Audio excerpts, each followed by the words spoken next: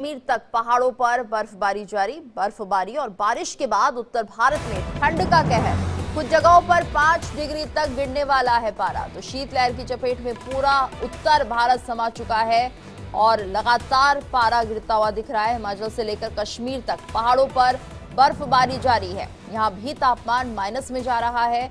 बर्फबारी और बारिश के बाद उत्तर भारत में ठंड का प्रकोप दिख रहा है, ठंड का कहर दिख रहा है। तो पूरा उत्तर भारत हिमाचल से कश्मीर तक पहाड़ों पर बर्फबारी जारी है। बर्फबारी और बारिश के बाद उत्तर भारत में ठंड बढ़ती हुई दिख रही है, जहां पर तापमान लगातार गिर रहा है। कुछ जगहों पर 5 डिग्री तक पारा गिरने वाला है। तो पूरा उत्तर भारत शीतलहर की चपेट में आ चुका है। बर्फबारी हो रही है पहाड़ों पर। हिमाचल से कश्मीर तक ये नजारा दिख रहा है, जहां पर भारी बर्फबारी से लगातार तापमान गिरावट की ओर है। माइनस में ये तापमान जा चुका है और लगातार ये बर्फबारी, बारिश, शीतलहर मुसीबत का सबब बनती हुई दिख रही है। हालांकि सैलानियों के चेहरे जरूर खिले हुए हैं, वो इस मौसम का लुत्फ उठा रहे हैं, लेकिन जो पारा है वो लगातार लुढ़क रहा है और ऐसे में माइनस में ये टेम्परेचर पहुंच चुका है। पहाड़ों की ये सर्दी आप देख सकते हैं किस तरह से यहाँ पर भारी बर्फबारी के चलते सभी घरों के ऊपर बर्फ की एक मोटी परत चढ़ गई है। जो पेड़ पौधे हैं वो बर्फ से ढक गए हैं और कुल मिलाकर ये मौसम ऐसा ही बना रहेगा। आने वाले दिनों में ठंड और बढ़ सकती है। तो पहाड़ों पर ये सफेद आफत लगातार बरकरार है।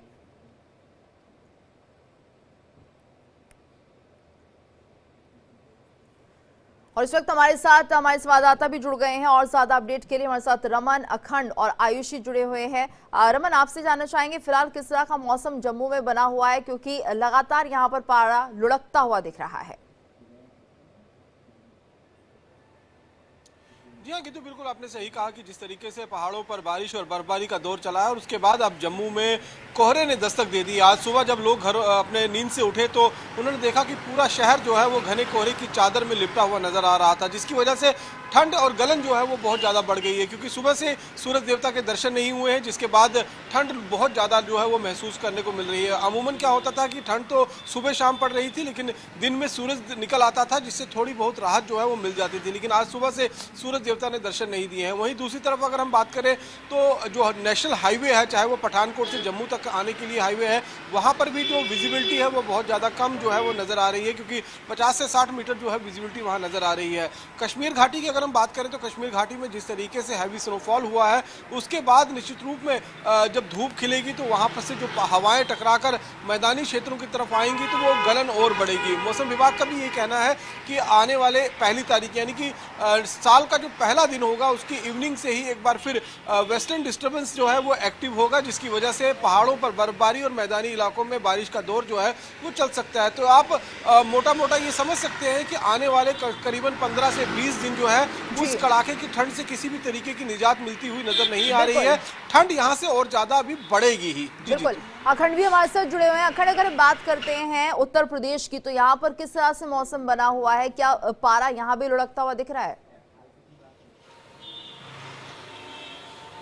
बिल्कुल, पारा लुढ़कता हुआ दिख रहा है। पछुआ हवाएं चल रही हैं, हवा में मौसम में पूरी तरीके से अब ठंडक आ गई है। 2 दिन पहले जब हम बात कर रहे थे तो लखनऊ का मिजाज कुछ इस तरीके का था कि उसे लग ही नहीं रहा था कि ठंडक भी आ चुकी है या दिसंबर का आखिरी हफ्ता चल रहा है। लेकिन अब जाड़ा अपने शबाब पर आता हुआ दिखाई दे रहा है, ठंड अपने शबाब पर आती हुई दिखाई दे रही है। और ये जो ठंड है ये दरअसल ठिठुरन लेके आ रही है। ये जो पहाड़ों से चलने वाली हवाएं हैं और उसके अलावा जो पश्चिमी हवाएं हैं, इन दोनों के साथ मिलकर जो एक ठंड का जो माहौल होता है वो पूरी तरीके से बनना शुरू हो गया। 59 ज़िले ऐसे हैं जहाँ पे कड़ाके की ठंड और कोहरे का अलर्ट जारी किया गया है। तो ये जो पूरी स्थितियाँ हैं, आने वाले 9 दिनों की बात अगर कही जाए तो 9 दिनों तक ये माना जा रहा है, माफ कीजिएगा 72 घंटे तक माना जा रहा है कि ये मौसम ऐसे ही बना रहने वाला है। बल्कि लगातार ठंड में इजाफा होगा, रातें और ज्यादा सर्द होंगी, दिन में थोड़ी राहत मिल सकती है। हालांकि सूरज निकलने के आसार बिल्कुल नहीं है। आज भी सूरज नहीं निकला है। कल के पूरे दिन अगर बात करते हैं तो पूरे दिन कल सूरज गायब रहा, नदारद रहा, और ऐसे में ठंड में इजाफा होना लाजिम है। तो ये जो हालात हैं इनको देखते हुए ये माना जा सकता है कि जो नए साल की शुरुआत है 2025 2025 का जो आगाज है वो आगाज ठंड की चादर में लिपटे हुए होगा। और ऐसे में जो लोग छुट्टियां मना रहे हैं उन्हें बेहद सतर्कता बरतनी होगी, क्योंकि जब वो सड़क पे निकल रहे हैं तो बहुत कुछ खतरों से वो मौसम के खतरों से वो दो चार होने वाले हैं। तो ये लगातार कभी भी मौसम का जो मिजाज है वो खतरनाक हो सकता है। जी बिल्कुल। और हमारे साथ आयुषी भी जुड़ी हुई है। आयुषी, ये बताइए, दिल्ली एनसीआर की अगर हम बात करते हैं तो यहाँ पर कितना प्रभाव दिख रहा है वेस्टर्न डिस्टर्बेंस का, और किस तरह से यहाँ पर जो पारा है वो गिरता हुआ नजर आ रहा है?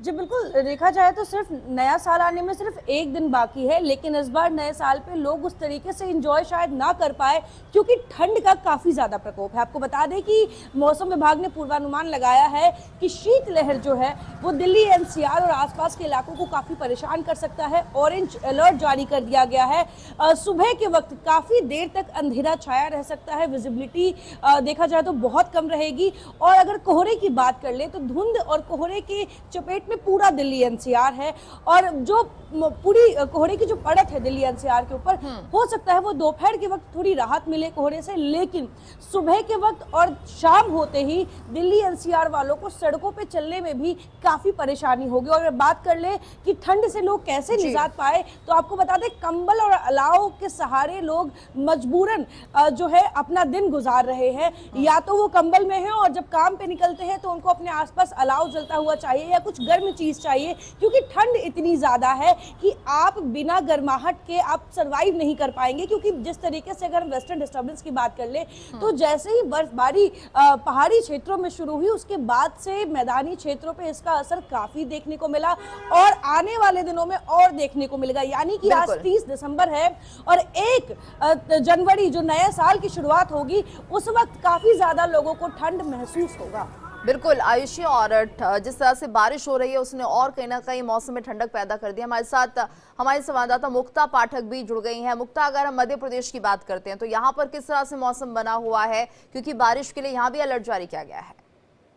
बिल्कुल, यहाँ पे लगातार 2 दिन से बारिश हो रही थी, धूप छांव का पूरा मौसम है। आज हालांकि यहाँ पे धूप खिली है तो थोड़ा सा लोगों को राहत है, लेकिन पिछले अगर 2 दिन की हम बात करें तो बारिश हो रही थी और कई इलाकों में, मध्य प्रदेश के कई इलाकों में जो है वो ओले भी गिरे थे। तो सभी जो है वो ठंड बहुत बहुत ज्यादा ठंड हो रही थी, लेकिन चूंकि आज थोड़ी थोड़ी धूप खिली है तो लोगों को राहत मिली है। और अगर हम बात करें तो ओला वृष्टि हो गया, ठंड है, कोहरा है, लगातार लोगों को ये बोला जा रहा है कि थोड़ा सा एहतियात बरते क्योंकि बहुत ठंड है यहाँ पे। चूंकि अब बस न्यू ईयर का सेलिब्रेशन का समय है तो लगातार लोगों को ये कहा जा रहा है कि मध्य प्रदेश की अगर हम बात करें तो यहाँ पे बहुत सारे टूरिस्ट स्पॉट्स हैं और लोग जो है रोड ट्रिप्स पे बहुत निकलते हैं। तो सबको ये बताया जा रहा है कि शाम रात के वक्त जो है वो ड्राइव ना के बराबर करें या अवॉइड करें करना, और अर्ली मॉर्निंग भी ड्राइव ना करें, क्योंकि जैसा मैं आपको लगातार बता रही हूँ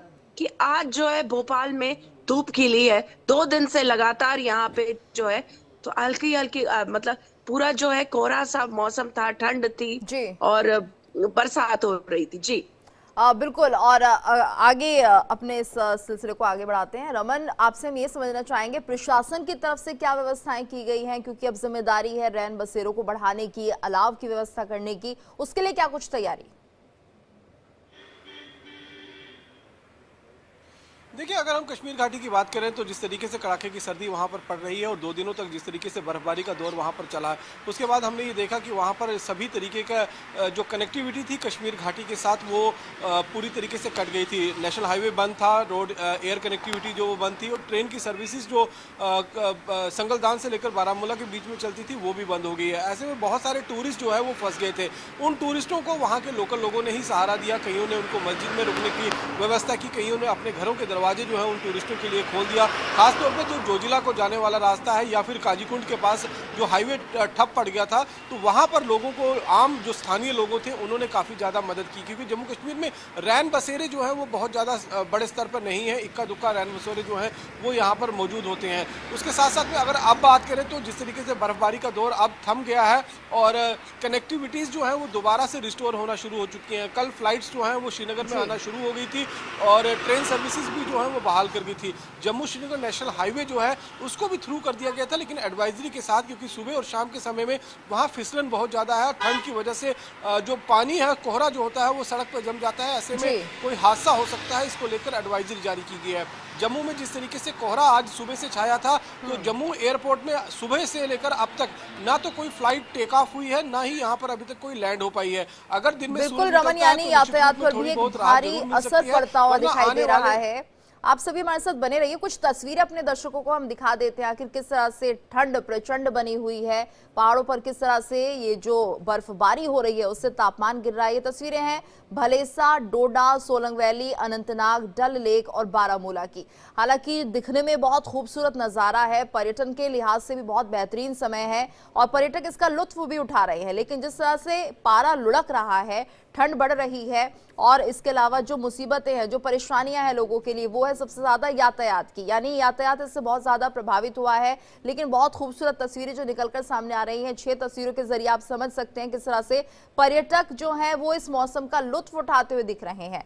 भलेसा, डोडा, सोलंग वैली में देखिए किस तरह से लोग यहाँ पर झूमते गाते नजर आ रहे हैं, यानी बर्फ आनंदित कर रही है। वहीं अनंतनाग में भी छोटे बच्चे हैं, वो भी कहीं ना कहीं इस मौसम में सराबोर हो चुके हैं और बर्फ से खेलते हुए दिख रहे हैं। डल लेक देखिए जो पूरी तरह से जम चुकी है और अब एक तरह से यहाँ पर इस डल लेक में चल पाना मुश्किल है, यानी जो नाव पहले चला करती थी वो अब नहीं चल पा रही है क्योंकि ये फ्रीज हो चुकी है। बारामूला में भारी बर्फबारी हो रही है और यहाँ तापमान लगातार लुढ़क रहा है। सड़कों पर भारी बर्फबारी है जिसके चलते यातायात बहुत ज्यादा प्रभावित हो गया है। यानी इस बर्फ को हटाने का भी एक जो बड़ा काम है वो यहाँ पर होता हुआ दिखाई दे रहा है, नहीं तो यहाँ पर चलना मुश्किल हो जाएगा। और जैसा कि हमारे संवाददाता बता रहे हैं कि बर्फ जमने की वजह से फिसलन बहुत ज्यादा हो जाती है, इसलिए एहतियात बरतनी चाहिए। तो लगातार हम चर्चा कर ही रहे हैं कि आखिर किस तरह से ठंड प्रचंड बनी हुई है। रुक करूंगी मैं यहाँ पर आयुषी का। आयुषी, दिल्ली का अपना कुछ तापमान नहीं होता और कहीं ना कहीं जो पहाड़ों का असर है वो हम दिल्ली में देख रहे हैं। कोहरा है, बारिश और अलग मुसीबत बढ़ा रही है। जी बिल्कुल, अभी हम मौसम पे ही बात कर रहे हैं और इस लाइव के दौरान आपको मैं बता दूं, मेरे चेहरे पे आपको धूप की रोशनी नज़र आ रही होगी। तो हम मौसम और ठंड पे बात कर रहे हैं, लेकिन इसी बीच दिल्ली एनसीआर वालों को थोड़ी राहत अभी जो महसूस मुझे हो पा रही है, मैं समझ रही हूँ दिल्ली एनसीआर वालों को भी हो पाएगी, कि जो धूप है वो खिली है। अब ये कितने देर के लिए, क्योंकि मौसम विभाग ने साफ पूर्वानुमान में कहा था कि सुबह के वक्त और शाम के वक्त दिल्ली एनसीआर वालों को धुंध का सामना करना पड़ेगा, ठंड का सामना करना, लेकिन दोपहर के वक्त थोड़ी राहत मिल सकती है। और वही राहत जो है, ये धूप की किरण मेरे चेहरे पर जो आपको नजर आ रही होगी, इससे आप समझ पाओगे कि दिल्ली एनसीआर वालों को कुछ घंटों की राहत इस ठंड में आयुषी। और पिछले कुछ समय से हम देख रहे थे बारिश बहुत ज्यादा थी, मौसम में ठंडक बहुत ज्यादा थी और कहीं ना कहीं राहत की बात है। जिस तरह से आप बता रही हैं हल्की धूप निकल आई है, तो कम से कम थोड़ी तो यहाँ पर राहत होगी ठंड से। अखंड, आपसे हम समझना चाहेंगे, अगर हम बात करते हैं उत्तर प्रदेश में लखनऊ की, अगर हम बात करते हैं यहाँ पर, तो किस तरह से मौसम अब लग रहा है कि बदलता हुआ दिख रहा है और प्रशासन की तरफ से क्या कुछ व्यवस्थाएं यहाँ पर दिख रही हैं? देखिए, लगभग 4 डिग्री टेम्परेचर कल से 2 दिनों में अब तक गिर चुका है और रात का तापमान और ज़्यादा नीचे जा रहा है और ज़्यादा ठंड बढ़ गई है। और ऐसे में जब पछुआ हवाएं चल रही हैं तो इस ठंड में और ज़्यादा इजाफा करती हुई नज़र आती हैं। दूसरी तरफ प्रशासन की तरफ अगर नज़र डालें तो प्रशासन ने पहले से ही तमाम रैन बसेरे बना रखे हैं और खुद मुख्यमंत्री योगी आदित्यनाथ ने बहुत पहले इस बात को ताकीद की थी, तकरीबन 1 महीने पहले ही जब ठंड की शुरुआत हो रही थी, तभी उन्होंने कहा था कि किसी को भी बाहर न सोने दिया जाए। हालांकि हकीकत थोड़ी सी उलट भी है। कई जगहों पर अभी भी राहगीर ऐसे हैं या ऐसे लोग हैं जो दिहाड़ी मजदूर हैं या कहीं रास्ते में फंस गए हैं, तो वो अक्सर बाहर ही लेट जाते हैं या फिर यूं कहा जाए कि खुली आसमान के नीचे या कि कोई शेल्टर देख के, कोई भी ऐसी जगह छांव देख के वो वहाँ पे रुकने की कोशिश करते हैं। जबकि जगह जगह ये रैन बसेरे बनाए गए हैं, रैन बसेरों में अलाव का भी इंतजाम है, वहाँ पे रजाई, कंबल और इस तरीके की चीज़ें जो गर्माहट लाने वाली चीज़ें हैं वो भी हैं वहाँ पे मौजूद।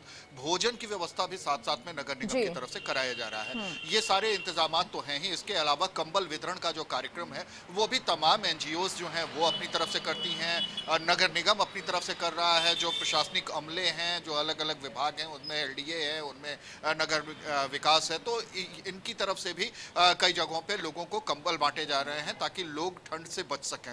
लेकिन इन सारी चीजों में चूंकि अभी तक ठंड की चुनौती उतनी बड़ी नहीं थी, अब चुनौती देखने वाली होगी। 2 दिनों के अंदर थोड़ा सा तापमान गिरा है और अब जब सर्द हवाएं चलनी शुरू हुई हैं, जो पहाड़ों से चलकर सर्द हवाएं मैदानी इलाकों में आई हैं और खासतौर पे अवध क्षेत्र और पूर्वांचल की तरफ जो सर्दी का कहर बढ़ता जा रहा है, जिनके चलते ट्रेनें भी लेट हो रही हैं। 24 ट्रेनें आज लखनऊ पहुंचने वाली जो थी वो देर से चल रही थी। तो ये एक सड़क यातायात और बिल्कुल एक बड़ा प्रभाव यातायात पर पड़ा है। फ्लाइट में भी चाहे असर पड़ा है। फ्लाइट्स की बात करें, चाहे रेलवेज की बात करें, बिल्कुल। और मुक्ता, यहाँ पर ये देखिए मध्य प्रदेश की अगर हम बात करते हैं, यहाँ पर कितना असर पड़ रहा है फ्लाइट्स को लेकर, रेलवेज को लेकर, और साथ ही प्रशासन की तरफ से क्या तैयारियां? देखिए, अभी 2 दिन पहले ही, 2 रात पहले ही मुख्यमंत्री डॉक्टर मोहन यादव जो हैं वो सडन इंस्पेक्शन पे पहुंचे थे और उन्होंने रैन बसेरा भी गए और जो आवश्यक निर्देश है उन्होंने अधिकारियों को दिया और लोगों से, वहां जो लोग थे उनसे बातचीत भी की कि आप लोगों को क्या तकलीफ है, क्या परेशानियां हैं, और जो उन्होंने परेशानियां बताई उसका उन्होंने जो है तुरंत निर्देश भी दिया कि उसका निराकरण किया जाए। तो लगातार जो है प्रशासन यहाँ पे ध्यान रख रहा है, क्योंकि जैसा मैंने आपको बताया कि 25 तारीख से यहाँ लगातार जो है ठंड बहुत बढ़ रही है और 2 दिन से जो बारिश हो रही थी उससे जो ठंड थी और भी बढ़ गई थी। और जो आप बात कर रही हैं रेलवेज की और फ्लाइट्स की, तो बहुत ज्यादा उसमें असर नहीं आया है, इसलिए कि कोहरा भी उतना नहीं है कि फ्लाइट्स लैंड न कर पाए या टेक ऑफ नहीं कर पाए। यानी मध्य प्रदेश में हालात अभी बेहतर हैं कि फ्लाइट्स और ट्रेनों पर इसका असर नहीं पड़ रहा है। बहुत बहुत शुक्रिया सभी का करना चाहेंगे इस पूरी जानकारी के लिए।